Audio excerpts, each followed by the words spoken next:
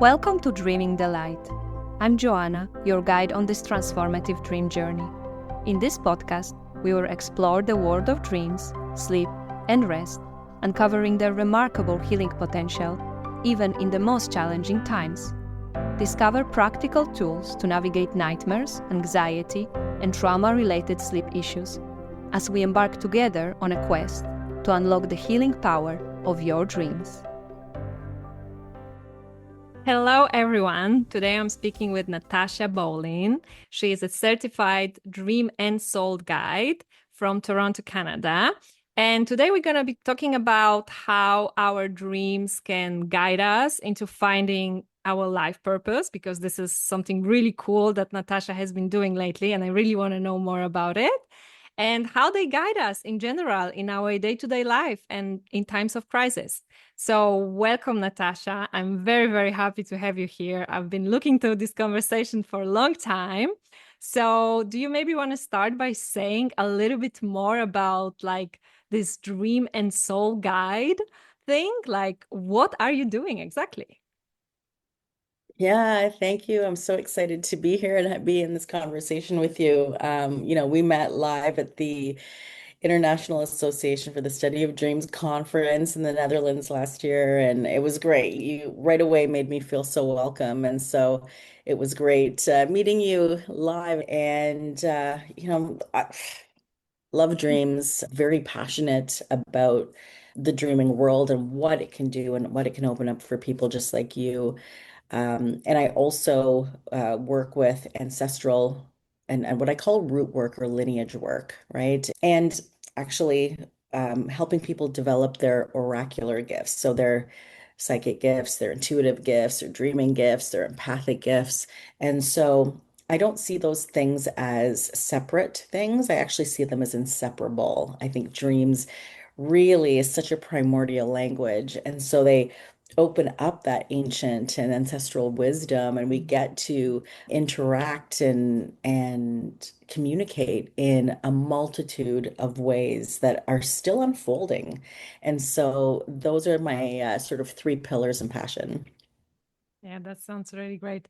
So I'm Mhm. curious about so many things, but do you want to maybe start by saying how did it all started for you and how did it, like evolve since you first got interested in dreams and how did it continue through your life?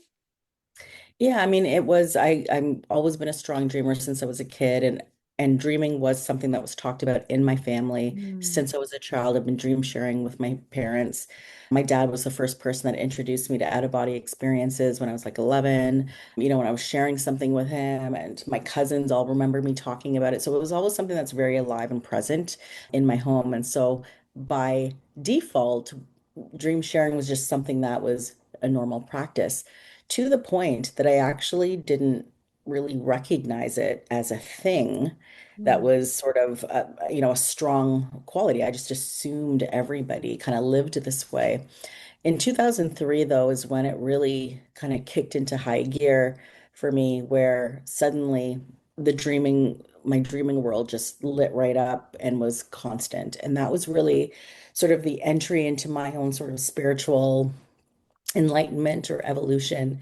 And I started recording my dreams at that point. And started interpreting them and becoming kind of the de facto, dream interpreter at work, amongst my Mhm. friends. And so recently just uncovered a letter that a friend wrote me in 2004 talking about, dreams and knowing how much I enjoy writing mine down. And it was like, oh my gosh, I have a witness. But yeah, it's been with me so much so that it's only really been recent for me, just the last few years, where I was like, I sat there, well, obviously through a series of dreams, of course, it came through, and, where I felt like I was summoned almost.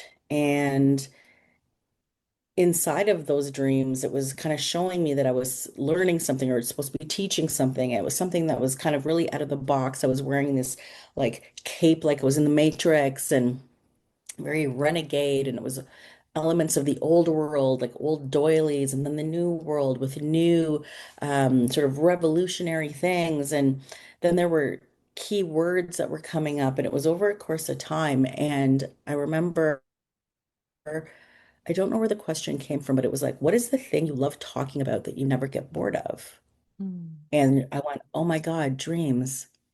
Yeah. And then a friend who is a spiritual mentor, sharing with her my stuff, she was like, how often do you like have these kinds of dreams? And I was like, well, I recall and record about 4 to 5 times a week. And she went, huh, like that. And it was like this trigger. And I went, oh my gosh.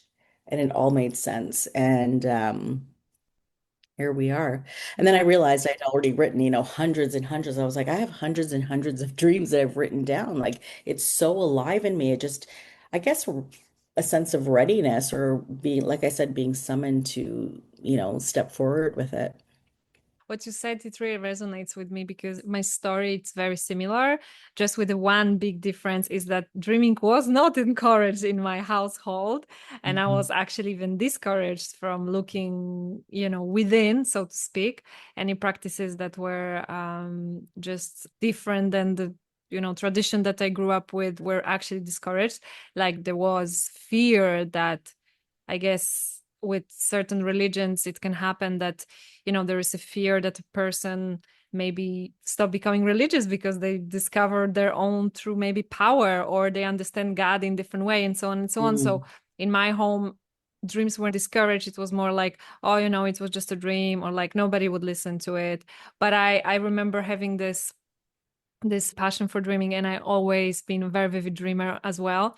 And not that long ago I actually remembered something that I completely forgot for such a long time, that when I was in the middle school, like probably around, I don't know, maybe like 10 or 11, like I actually wanted to open a dream club with my classmates. Like I remember it, somehow I don't remember when this memory came back to me, that before we went for summer vacation I said to everyone, like, listen, like, let's write our dreams during summer. And then when we are back in September, we're gonna talk about it and like gonna see maybe there's like some magical stuff happening there and so on. And this never happened actually. But I do remember that I wrote some dreams. It just never, happened with my friends. But I was like, wow, it was strong even back then. And I did not remember that. Yeah. And it's like now you can look back and now you see all the dots that kind of led to this point, right? Because, you and I were chatting before, and, I think talking about this or putting this out into the world, I mean, listen, it comes from a place within. Yeah. You don't even understand it, right? Because nobody kind of randomly chooses dreams, goes, hey, I want to make a lot of money. Let me talk about dreams. I mean, no, nobody chooses this, right? So it really is one of those things. When you look back, it's just so funny to look back. And then I love those like sweet memories that kind of come back and reassure you that this was sort of divinely coded in you, right? Yeah, something like that. Exactly, divinely coded. I really love this expression. So, when you introduced yourself, you mentioned something about the root work, like discovering this blueprint. This is, I think, something that I've seen popping up on your Instagram a lot, and it's really, I'm Mhm. I'm really curious about that. So, can you tell me more Mhm. about it? Like what you do, how you do, what's the result? Yeah. Well, I didn't realize I was going to start talking about ancestral work, right? Talking about our lineage and talking about what I call root work, right? The roots, like if we're, our family tree is what's visible, but the root system is actually what feeds into Right. to make that tree flourish. And when you uncut, when you dive deeper into that, you can kind of see the patterns, all of the patterns actually, and all of the influences that make you uniquely you and contribute to your operating system. But that seed was planted a couple years ago, Mm. actually, and in small ways, which culminated this past March during the first blood moon eclipse. And we have one coming up this week. So I think it's so cool that I'm talking to you right now. But I had, you know, incredible dreams that were like so vivid. And in the dreams, it was something with my, great great grandfather. I don't know this person, right? I have no idea who they Yeah. are. But I was like on a boat, and all of my paternal side of my family were all there. and we were dressed in white, and there was these elements and threads of, Mm. and it felt very ethereal, but it was so clear, like I can see it now. And so it was one of those dreams that just feels like otherworldly. And they kept having this reference that during that week, like the dreaming was so vivid and the lucid and astral, and I had, it just felt and even an interdimensional sort of Yeah. feeling of Yeah. contact in the dream all happened. And then suddenly everything from the last 2 years kind of came together. I was like, oh my gosh, I went to Barbados last November for my cousin's birthday. And the minute I landed, and her and my best friend, remember, I literally, when I stood on the land, I was like, I had a charge come through my legs. And they remember me saying it. I'm like, oh my God, there's this, like, I feel like this, like, it's like this energy coming through my legs. And so then I get on the internet when I come home and I start researching all these things and understanding the transatlantic labor trade. And all of a sudden I'm opening up to this whole world of, my own family's migration, system and plan that Yeah. happened. And then I had this dream in this past March and it was like, boom. And I was like, Wow. oh my gosh. And so the ancestral aspect of it, it was like clear. It became crystal clear how important that is. You don't need to know your relatives, like you don't need to know specifically what they did, but understanding what has contributed to your to where you are now, the patterns, the things that, so for example, it's like, you know, you have a family that may have been born in, you've got parents that were born in another country, they move to another country, and in that movement, you assimilate.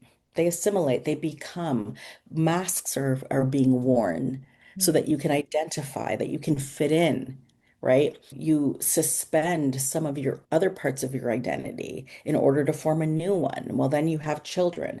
Now, those children now will be nurtured through this new way, but still have some of those elements present. And it goes on and on. Then they move to another country or go to school somewhere else. And you've got to fit in now. You've got to be Yeah. this certain. And, they show us through epigenetics, now there's studies with, that have shown us that your DNA kind of changes with this gene expression kind of alters through all of this. So, what are all the things that have contributed, you know, colonization, caste systems, class systems, colorism, war is a big one. And, I think about the effects going forward, right? We're the ancestors for the future generations, right? So they're now going to have, that the effects of that as well. And how impactful is that? And so all of that was stimulated from a dream that I had. And then suddenly the dots were all connected over the journeys that I've had the last couple of years. So super profoundly impacted by that. So the ancestral dreaming, which I think is very alive in the field, because I know Linda Yale Schiller is coming out with a book called Oh, I Ancestral can't Dream. wait also to I read can't that wait book. for it either. I'm like, Yeah. get this book out. In my Diamond Dreams program, for example, I have a 7 facets framework that I created, and one of them is ancestral because it is something that, I feel like people have that in them where they may not understand. Like I have a lot of people that reach out to me who are like, I want to stop my dreaming Yeah. and they want to quiet the voices and things like that. Meanwhile, it could be something that's trying to make a connection to you, Of course. and it can actually be supportive. So, like, can we work with that? And so, I really think ancestral work is huge. The oracle work that I'm doing and what you're referencing was called Own Your Oracle, because my firm belief and knowing is that we're divinely coded with a framework within ourselves, that we're kind of born into, right? And we take on, we all have intuition. We all Right. have intuition. We all have empathy and we all dream. Yes. Okay, so if we have those three pillars, right, then it means that we have them in different ways and we wield our wand in different ways. So when they say somebody has this, psychic gift or this special gift, well, we all have gifts. And we're kind of trained to look at the other guy and think that they've got something better than us.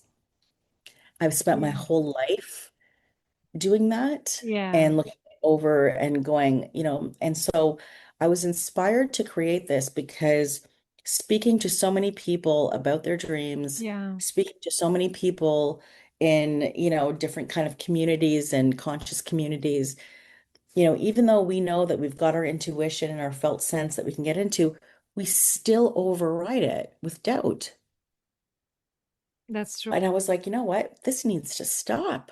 You need to see that you are divinely coded with something because, and once you see what your uniqueness is, then you can own it. And that was so when you know it, you can own it. And now, instead of kind of, I got this feeling, but nah, instead of doing that, going, oh yeah, no, I know, Yeah, my body told me, right? And exactly. it's Oh, being able to discern with that. So that's something that I'm really proud of. And also a way to tap into the fact that dreams also belong there in that's the true. world of intuition and empathy as something that you can lean into, you know? Yeah, that's it's very beautifully said. And it's also one of my missions, and I always talk about it. Like when you said, think about this thing that you can talk about forever without getting tired, it's like it's definitely dreams. But it also, I believe that one of our biggest purposes in life is to really discover ourselves and who we really are and what we really want. And this is really connected to what you say, like what our gifts are, what our purpose is, and what our intuition is telling us. And for me, I also had like such a breakthrough dream when I finally got it after searching for so long that, as you said, like always believing that someone else has the answer, right? That someone else knows better. And going through like different religions and philosophies, and I traveled whole world and carrying the same feeling that you mentioned before, like, oh, like the other guy knows better, or is more talented, or is more Yes. special, or it's more something. And then in that dream, I finally understood through that dream that that's not true. Like we are all equally special, and most importantly, we all know where our truth is, when our north is, where our path is. So if we trust this, as you said, acknowledge it and then trust it, because this is also kind of like the third step. I would say, like, there is the know it, acknowledge the it, and then trust it, right? And this may be sometimes the hardest step, but once you trust it, so many things just open for you, and you really start to live your Absolutely. life authentically. And it may not be the most comfortable thing, but I cannot just do it any other way. Yeah, and it's something that I'm really passionate about. So when you ask me, what do I do? How do I Yeah. introduce you? It's like Dreamwork and Soul Guide. Obviously, it's like what, okay, but what do you do? Even after that. And it's hard to explain, but I think if I had to really dial it down to Yeah. one thing, I'm a soul mirror. I Mm. want people to see their true power reflected back through me because I am like, I feel like everybody's a freaking oracle walking around and you have no idea. You have no idea, And I'm like, we are connected, like the cosmos to the world to each other. And we're just walking around thinking that we're not special and we're not this. And I'm like, no, this is my mission. I'm a soul mirror so that you can see your true power, claim it, own it, walk with it, and be at one with it. And I agree with you when you said, that if, that being the sort of ultimate mission, right? Our soul evolution is really to discover, that we are this magical being, or what I'll say, one with the divine. Like that's how I really feel and I see it. And I think too, for people that are wanting to develop their clair gifts, whether they're clairsentient and claircognizant, whatever, if you want to, develop that clear-sightedness, dreams. Dreams are such a training ground. They simulate for Yeah. us. It's like so crazy that it's like, I'm like, how do I make this person understand that, you know, if you can develop this in your dream, like if you tune into your dream life, it will actually carry out into the real world. And Robert Moss, talks about Kairos dreaming, right? Which is when you kind of see those symbols and then you see it out in the real world, right? That synchronistic symbolism and signs. And I call it dream clairvoyance. I'm keeping the woo in, okay? Yeah, And same here. Bring it on. and and so when you start to see like the symbolism, like I dreamt of licorice, and next thing you know, this girl was at the office going, "Hey, do you want some licorice?" Never happens. Like I haven't had licorice in years, right? And it was just like, oh my gosh, right? And it's like, but little things like that, when you kind of tune into the little things, you know, I always say when you see the magic, when you choose to see the magic is there. Yes. And it's not about, hey, I'm living my life like a little Tinkerbell and I've got no problems and blah, blah, blah. Hmm. No, I'm still earthbound. I'm still existing in this plane of the dream, Yeah. right? And so I'm cognizant of that I'm still, in this world of polarity, right? So it doesn't mean that living a magical life means you are problem free. It's understanding that this is actually part of the dharma of your life, you know? So Yeah, definitely. So I'm wondering, like, how do you help people discover their oracle? Like, do you use, I don't know, astrology, or do you dream on it, or do you channel it? Like, how does it work? I definitely don't want it, I didn't want it to be a straight channel. Um, Okay. because then it's still part of me. Right. And I wanted it to be about the person Hmm. having it's their sovereign being. I use the natal chart, oldest tool out there, right? Along with dreaming and dreaming, breathing, and then we've got astrology. Um, but so I use the birth time, and the birth time gives me the flight path. And from the flight path, I'm able to extrapolate, Mm. and things like human design and gene keys does this, but there isn't any other thing out there that actually zeroes in on the three key things which I'm focused on, which is intuition, empathy, and dreaming. Um, and so there's a flight path that we took. And whether someone chooses to believe it or not, once they kind of dive into it, it's like mind blowing how the accuracy is crazy. It's like almost it's undeniable at that point. And the person that kind of says, "No, this isn't real," you haven't dived into it enough to believe it. Fine, no problem. But I use that along with my ability to interpret, Yeah. or what I would say, maybe not interpret, but to translate abstract information and distill it in a way that makes perfect sense and comes through the vessel. So some of it is channeled because it's information that's kind of being filtered through me. Yeah. Okay. So I'd say it's a combination of both, but I use key elements within their chart that most people overlook. Mm. And so I had a birth chart reading by a professional astrologist, Gina Govas, a few months ago, which we posted. We did a live together, but like it blew my mind, right? I'd already known a lot about astrology, Yeah. but opened up this other channel. So, as you know, in January, I quit my full-time job to talk about and to pursue and my practice of my dream work and soul work practice. So I have this reading, and so this was actually in April, and all of a sudden after it was like my mind exploded. It was like I saw something that I hadn't seen before. And all of a sudden, I started tuning into other parts of the chart that often get overlooked by most people. Most people are Mm. focused on the sun sign, the moon sign, the rising sign.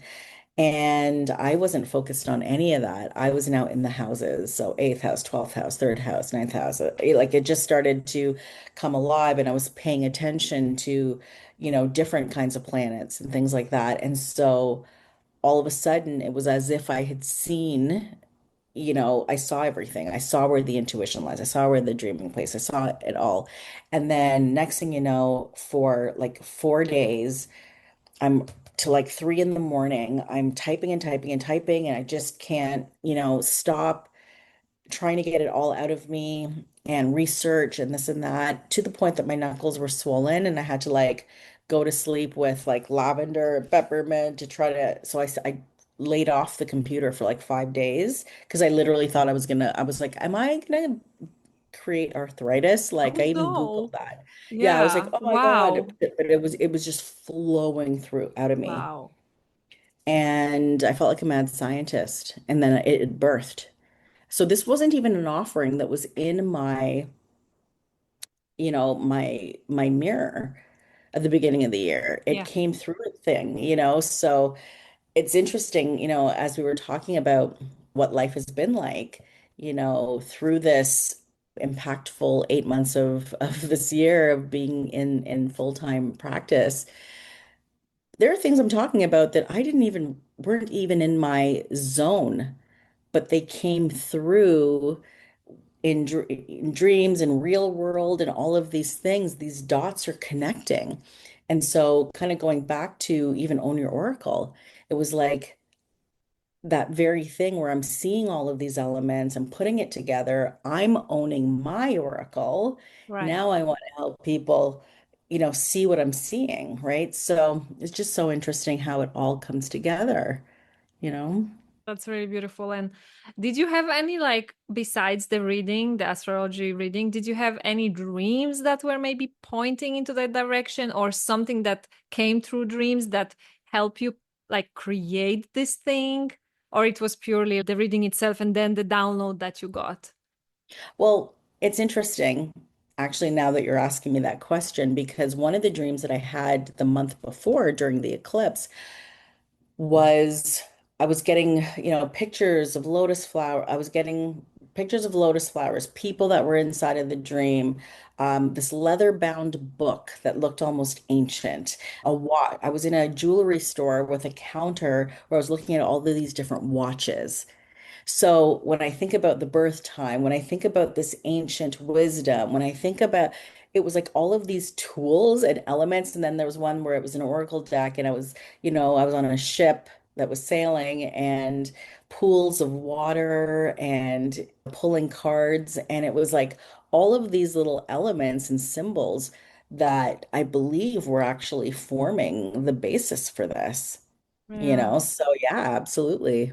And that's why this is a very, very warm recommendation to everyone to write down your dreams because I hear it so often like, no, I don't have any special dreams, like I don't dream or whatever. But then that's what happens if you never write down your dreams. You will never know if you had like precognitive dream or dream pointing into something important for you, or even if you have recurring dreams, if you never write them down, right? Like if you didn't perhaps written this dream down. Yeah, and you're absolutely right because the thing is, we're not going to remember. Like it's just not going to happen. And for people like us who, actively are in relationship with our dreams, like we don't remember everything unless we write them down either, right? Because there's so many that we're writing down that it's impossible for us to recall every single one. So if you've only got a few that are coming through and you don't write them down, of course you're gonna lose it. And then you're like, I never dream. But it's funny because those same people, like I was at an event last night and there was a gentleman there who had last year, actually at this time, told me, he goes, I never dream. He actually identified himself as with aphantasia. Mhm. They don't dream in vision. They're Yeah, not like they can imagine. dream in Yeah. vision. Yeah. Well, lo and behold, next thing you know, he's telling me a whole vivid dream story. Ah, And I'm thinking, wait a second, this was the same guy. So over time and being at different events where I've been speaking and taking people through guided imagery sessions and things like that, well, guess what? It opens up when you start to pay attention and exactly. writing them down, recording them however you need to get it out in that, window of time. Do it because it will blow your mind. And what you brought up about the precognitive, like when you actually flip back and you see something that ended up happening and you're like, oh my goodness, right? It Exactly. blows. but it also tunes you into the magic. It tunes you into the divinity of the world that we live in. Like Yeah. we're just, here as humans, like on this mud ball flying through the sky, flying through the, cosmos in this dark space. And it's like, there's a lot that we don't know, but it reinforces that, and I use the word magic a lot, and I'm not talking about hocus pocus magic. Yeah. Right? But that magic of, oh my God, we're here. Like, wow. Yeah, And we're able to talk to each other in real time over a screen that's as though we true. were sitting in front of each other having a tea, like, right? So just Yeah. reminders. You can see everything as magic or nothing as magic, you know. Yeah. So it's really a point of view and perspective, I believe. But I totally agree with you. And I wanted to ask you, so when you decided to do this shift in your career, in the profession, that you want to dedicate more time, like full time into dreams and soul work and so on and so on. First of all, I'm sure it wasn't an easy decision because changes are usually not that easy. And I was wondering if you got like dreams that help you making this decision, or when you already made this decision and were facing obstacles, if there were dreams that you would like to share that help you like continue on this path. The thing is that I knew that I was moving towards this path before the actual moment happened, right? Right. So it certainly wasn't something that was sudden by any means, but I had dreams of coworkers, bosses, like all the time, Yeah. right? And in unfavorable, saying things that I didn't like, or there were interactions in there. Most of my dreams were really just focused on me and the shadows that I was working with at that time, because versus the actual decision of it. Yeah. Um, so what I was working through before I actually made the decision was, my own sense of identity. Mm. And it's actually still a theme that's present right now. But going back then, it was feeling, the themes of not being good enough, or my own fears of, and really a lot of it had to do with just putting myself out there. Right. So I had a lot of imposter syndrome style dreams, What and would this stream be like? Can you recall any like example? I love giving the listeners like some specific examples so they can really yeah. relate to it, you know? So, for example, I had a dream where I was giving out like hundreds, like stacks. I was paying things with stacks of counterfeit bills. And then I was Interesting. afraid of getting caught, Yeah. right? But it was stacks of counterfeit bills. And then that dream actually ended up coming up right before I was to give a workshop when I was at a Yeah. recent retreat. And I thought, oh my gosh, the connection there, because it was, but this time recently, it wasn't as vivid as when I first had it. So that's something that I would say would be more of a recurrent thing that kind of, and then another one that happened prior to that was I was around a fire. So it was like we were in ancient times, and it was like almost cavemen like style type. Like we Yeah. were in, like this fur thing, and we're around a fire. And there were two people who are the leaders of the organization who are known to me. They're leaders. And I was telling them like I just couldn't do this anymore. I can't, I couldn't do this anymore, this role or what they were tasking me to do. And then they were telling me off, like, and telling me to get out of here and da da da da da. And I remember feeling excluded and feeling not part, like, where do I belong now? Mm. Right. Wow. And so that one was really vivid, actually. Like, I woke up, I voice noted to a friend and like the whole thing, right? Because I was like, oh my God. So that one was really vivid. And it was really alive for me at that time because I was moving through feeling like my self-worth was dependent on how productive I am, Mm. always saying yes to helping. Like I'm the person when someone needs to write something or they need to get something done or whatever it might be. I was like, yes, yes, yes. And I didn't necessarily see it as people pleasing, although now I do see it in a way.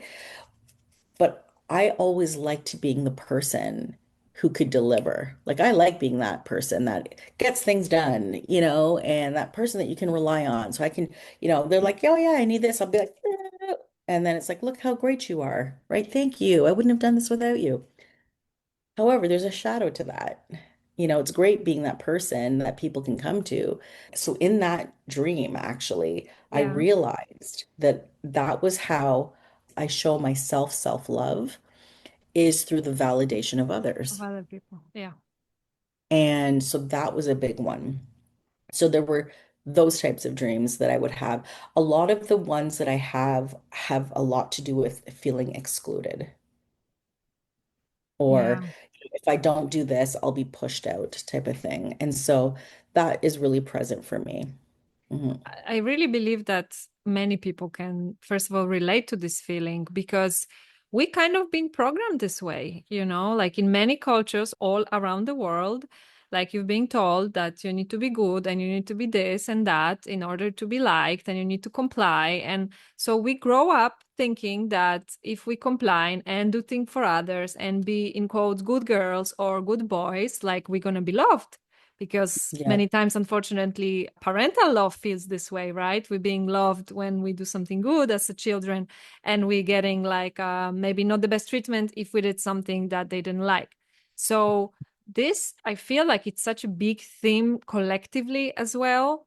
And this really brings me to another point of like dream work and dreaming, the simple sharing of your dreams with others and having space to do that, safe space to do that, is because when you share this dream with me, it also resonates in the part of me that felt or is feeling the same way. And it creates instant connection. Like no matter we are far away, we come from different cultures, completely different beliefs, different, you can say we know we are not because we have a lot in common, but you know what I'm trying to say. It can be a person that is Yes. completely different, complete opposite of you. But then the dream is shared. And what happens is that in many, many cases, it resonates with another person and it touches something deeply inside this other person. And there is this instant connection that's being built, that it's beyond all the other noise, right? And yeah, it's Absolutely. just, yeah, I just love it. I just love it. Yeah. And the thing is, and you're right, and that's why it's sort of one of my workshops at this retreat that I was at two Yeah. weeks ago was called The Lost Art of Dream Sharing. And I've Mm, been always somebody that needs to over intellectualize and add so many elements to things.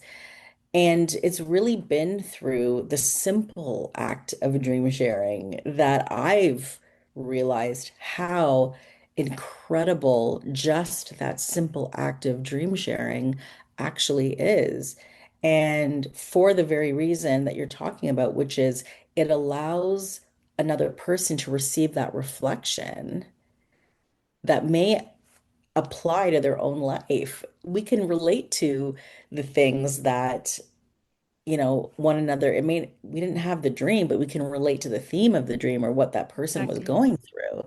And so I think it's the ultimate sharing circle, to have in any case, right? I think so. My big vision is I want to see dream sharing in schools. I want to see dream Yeah, sharing in organizations. Like, why aren't we? Because, if you want to know if somebody's going through or processing a lot in their life, ask them what their dreaming life might be of like. course. That person's going through a lot. And you talked about crisis, right? It's like, how do our dreams support us during crisis? I know Dr. Deidre Barrett wrote a thing on pandemic dreams. People's dreaming life had kicked up then, but people going through depression or whatever it might be, we know that dreaming life can kick up in a way, it feels very unfavorable for them, but it's actually a pointer, right, to some things that we can work through. And I'm actually thinking about another dream too that I had where I was kind of navigating because it's so reflective of so many things, but I had dreamed that I was in an office and I just found it actually. So while we are talking, but it was set up like a classroom. I was not myself, but I was an observer Right. and I saw two men. One was a boss And they were a couple, but the relationship was filled with tension and anger. The boss seemed to have a pattern of being angry and controlling. Mm. In the last scene, he came in a rage, pulled out the gun, and fired into the ceiling. And there was the sense that the bullet could have gone through the roof and possibly injure someone. And I remember seeing myself, I remember being the observer in the dream Yeah. going, oh my gosh, right? And I remember what I was navigating, right? I was navigating the professional aspects of what dynamics that were going on in the office. Mm. Even though we were all kind of getting along, but it was fake. Like Yeah. there was, somebody who was sort of I guess, my protagonist. And, and then the boss kind of firing in the roof but not really doing anything. They're trying to control a situation, but their way of controlling is actually just firing into the ceiling. Well, that's not very helpful, is it? It No. ends up being, and that Yeah. actually was representative of what was going on in my life with a boss that was trying to, mediate amongst all of us and things like that. And so there was this, and I feel like with the two men too, there was this sort of, there were a couple, but they were kind of also, there was this imbalanced sense of power. So sometimes we're trying to make things work because I was trying to make things work, Yeah. right? But it's not working. No matter how, polite or trying to, it just the dynamic wasn't working. So it really felt very reflective of that time of what I was actually going through. I've always been somebody that doesn't really, people can see my mood, but I don't necessarily show emotion. Okay. Like I'll be very stoic when I need to be, right? Yeah. But on the inside, I'm feeling it, And so it was really the frustration, feeling unsupported, feeling scared. And there was another one too. This is a big one where I saw, I know it's weird, but I saw myself as a cooked bear, a cooked little bear cub, and she was about to cut into me, Oh, right? wow. Yeah. So I mean, that was my observer self observing Yeah. a cooked little bear that she was about to cut into, right? So there were some like, yeah, Yeah, some that's very powerful imaginary. So, yeah. like for you and me, like we know that dream speaks in symbols and it's just very powerful imaginary. But like, let's say someone comes to you and say, like, wow, Natasha, so I have this dream and it's like so crazy. Am I crazy? Like it's all like, you know, just too much for me. What advice would you give to a person? Like, what would you tell them to do with such a dream? Because I think that many people get discouraged because they have very powerful imaginary in dreams and they have absolutely no idea how to deal with it because most of the times it's also scary. So legit that they don't want to deal with it, right? And, one of the things that I always say is, in that moment, it's kind of a reassuring thing. Hey, our dreams are here to support us, right? Yeah. Our dreams are here to support us. So even though it feels unfavorable and scary, let's see what this dream might be. Let's work with this dream. Let's see what it might be telling us to help us, right? And I think that's one of the things with the reassurance piece Mm. of our dreams are always here to support us, even though it may feel like a so-called, bad dream, Yeah. right? Dreams are actually neutral. And so the dream is the dream, right? And I think what can we learn from this dream? What can we process from this dream? What could this dream be pointing towards us? So I think the first thing is, so I have this acronym. I use dreams as an acronym. I know, so original. But the first D is detach and discern. Okay. So oftentimes people will they've had an unfavorable dream, and then what they do is they jump into judging the dream as bad and judging themselves for having the dream to Right. begin with. Like, Totally. what is wrong with me? And it's like, nothing's wrong with you, right? Nothing's wrong with you. The dream is, it's got a lot of rich symbolism in it. Let's just step back. Let's kind of zoom out, you know, and start to look at it, so start to look at each kind of symbol. And embodied dream work, when we're going into different things. I think for me too, it's also important to ask permission as well for the person. Like, would you like to re-enter this dream? Because Of not course. everybody has a dream they want to re-enter.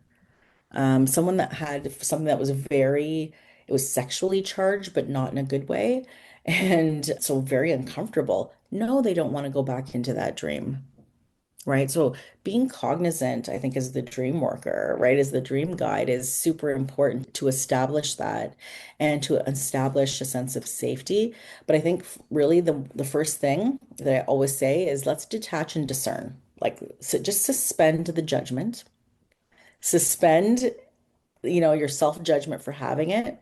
We all have weird dreams. Like we've all had weird dreams, right? And dreams that, listen, I will never tell anybody because I just don't want you to know that. Yeah, Yeah, I'm that's going perfectly to. fine. But also, And this is, I think it comes, we are back circling to the same thing about how dreams are not important part of our everyday life, and we don't share them enough to know that everyone has very crazy dreams. Because if everyone knew, like what you say, it's just symbols and it's just a way of dreams trying to show you something, and it doesn't mean anything bad or weird or crazy about you, like I believe people would feel so much more comfortable sharing their dreams, like you said, like teaching the children to share their dreams. Like when I work with someone or I have a workshop or speak with someone about dreams, and then I always ask them, like, do you have children? Like, yeah, okay, encourage them to share their dreams with you. You're gonna learn about your child so much more than you could by just trying to have conversation with them, especially when they are small and they cannot articulate their emotions and feelings so well yet. So I always say that, like, just talk to them, ask them, did you dream? Do you remember your dream? Do you know what your dream is? You want to draw your dream? And like, it's such a wonderful also way to connect to your child, and also to already put a seed for hopefully a grown-up person that will want to, yeah, and I stay mean, I connected think to the dreams. that kind of leads into, when parents say, well, it was just a dream. Well, you don't want to dismiss it. No. Like, what you want to do is kind of invite it, right? In a safe way. So I also say this thing, which is dreams are a neutral zone, actually. So the dream itself isn't judging you. The dream itself isn't a reflection of your worth. It is using symbolic language to uncover something, to reveal, reflect, or reassure you. Yeah, So let's work with that, and exactly. it's kind of stepping away from it. And it's so surprising because I'm sure you found this. I mean, I had someone that I did, and she did a testimonial and is okay with me sharing, but her whole life, she from a young age, she had a lot of trauma. And then she said, her dreaming life is like so crazy, but she's trying to get rid of it and like she's trying to stop it. And she's a medium. And I was like, okay, let's unpack one. Let's come into a session, and she was like, because it was like another one. Here's, she goes, she's learned to sort of dismiss them or flip them off as Yeah. like just part of her, trauma kind of still lingering. She was like, but I've done so much work. Like, why is it still here? I go, let's go into it. So we did an embodied dreamwork session. And in the end, she was blown away by the fact that the dream actually had this sort of very positive spin on it, that it ended up, she wasn't seeing that she was kind of this hero in the dream, actually. And, you know, instead of going, I'm in a plane, it's about to crash, oh my God, ugh, once again, and just dismissing it. It was actually seeing how, she went up to the, pilot and she got into the cockpit and she actually helped to land and they had us, so when we were done, she was like, oh my, it just changed the game for her, Yeah. right? And it's so funny how quickly, we can, once we start to develop that relationship and maybe and change the way we approach the dream, going, hey, I had this dream. Okay, well, let me look at it now, and then, let me look at it from different ways, or let me get back into how did I feel in this dream? Because that's the other thing, right? How they feel inside of the dream is often can be different than if they woke up anxious and things like Of that. So course. there's different ways to deal with it, but super powerful. Sometimes the bad dream isn't bad. Yeah. I think that this is like Great line to sum up our conversation. And I hope also like an invitation, especially for people that don't really connect to their dreams too much, to maybe try to do that. And for people that have a lot of, in quotes, bad dreams, that maybe they're not that bad as they think. Because I believe there is like a gold in every dream. And as you gave perfect example, if we really stop to look into it, we can be surprised what we find there. And it's not necessarily need to be something unpleasant. So I would really love for everyone to just continue spreading the dreams and the importance of the dreams.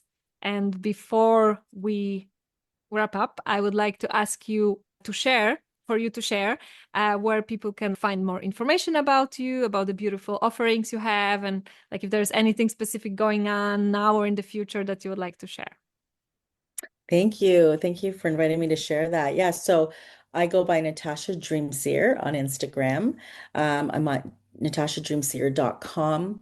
You can sign up for my email. My emails are fun to write. I love writing them. So I call them my dream letter. And, those are fun. And you can go a little bit longer and a little deeper for those that are interested in reading.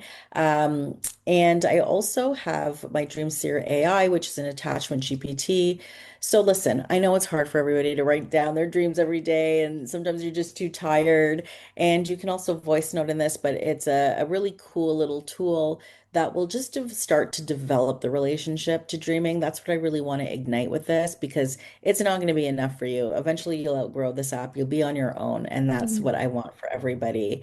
And yeah, stay tuned for all kinds of goodies, but I do embodied dream work sessions as well, so as a private practice. And for anybody that is interested in psychedelic integration using DreamWorks. So that is kind of a little taste of what I do.